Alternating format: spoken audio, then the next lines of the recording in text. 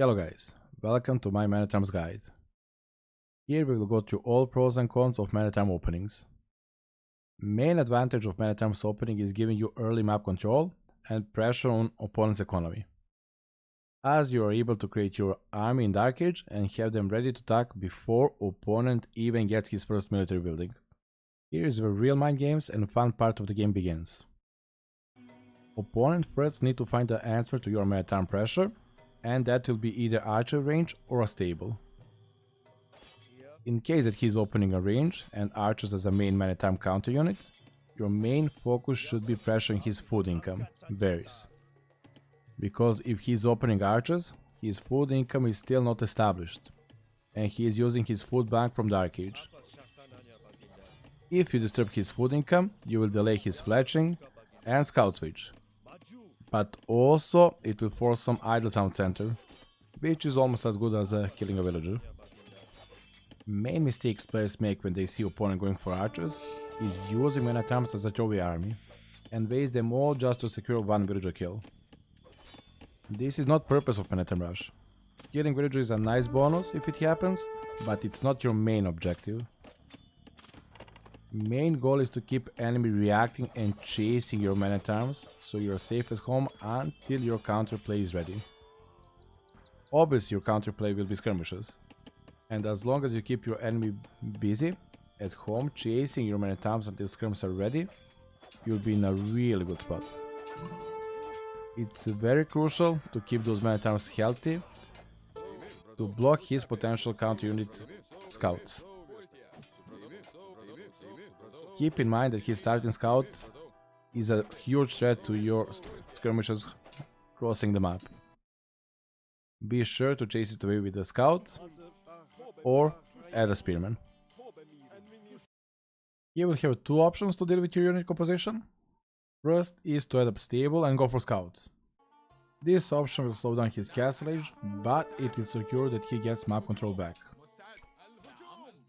His unit composition is scaling way better than yours, but at early fights, when unit number is small, your army should win every direct fight.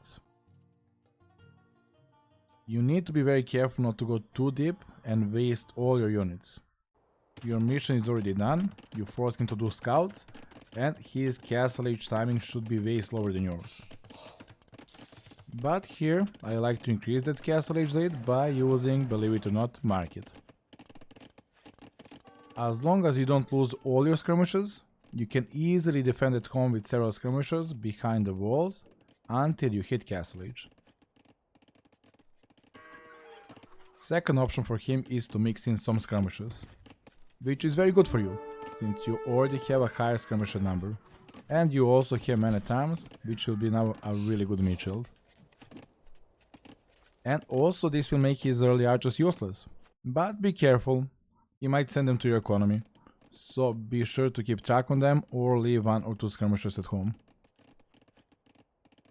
In case his map is open or distance between you is very close, you can add a second range and pile up the pressure on him. Or, second option for you is to aim for a faster castle age while defending with skirmishers. And yes, of course, in this case I like to use market as well to make sure I hit castle age before my opponent. It's important because you dictate the tempo of the game, so he must continue producing skirmishers to hold. And skirmishers are not biggest threat to your economy. And once you hit the castle age, they become more or less useless. Now let's discuss what happens if he opens stable. Again, your main goal is not to kill villagers, but to force him to stay at home with scouts and block him from taking gold. Before upgrading your team ratio to Mana Terms, you first need to add one spearman to join that army, so that army cannot be just cleaned up with only scouts. This way he is forced to go into range and make some skirmishers, and that is not the army he wants to have as a cavalry civilization. Also at home, make sure you short wall around your woodline, gold and berries, so you don't need to make more than one or two spearmen to defend at home. Your transition is archer range, and archers with fast fletching. It's really important to get blacksmith and fletching as soon as possible. So you can fight his skirmishers for a very long time with only archers. In order for him to stop archers, he needs fletching and armor on skirmishers. And that is a lot of food investment, which will slow down his castle age timing. Once you see he got armor, you need to avoid direct conflict. And you can do that easily by doing small archer raids or by going home and playing defensive. Since you apply so much early pressure, he usually won't be able to be fully walled and save. So he needs to keep chasing you, and you can constantly raid him and be threat to his economy, while at home you're safe and transition to the castle age with market. To summon it all up, the way you want to use men at arms is to force enemy into defensive and reactive game, while you're preparing a counter transitions, and most importantly, always use the market.